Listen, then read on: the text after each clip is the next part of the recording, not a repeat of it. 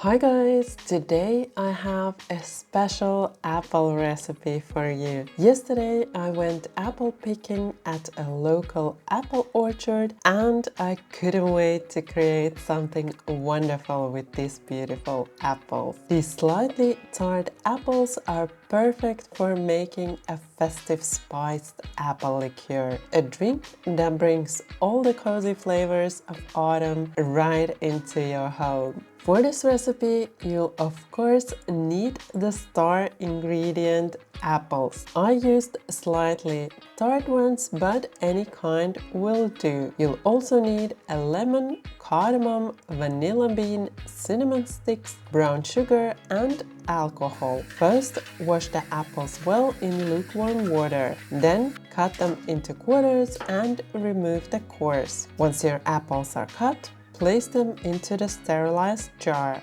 Next, we'll add some lemon peel. Try to only take the yellow part of the peel, the white part can make the liqueur taste a bit bitter. Then, cut the vanilla bean lengthwise. Add the lemon peel, the vanilla bean, the cinnamon sticks, and the cardamom pods to the jar. Finally, pour in the sugar and cover everything with rum. Close the jar tightly and shake it to help the ingredients mix better. Now, place the jar in a cool, dark spot for about a month and let it infuse. During that time, shake it daily so the sugar dissolves and the flavors blend nicely.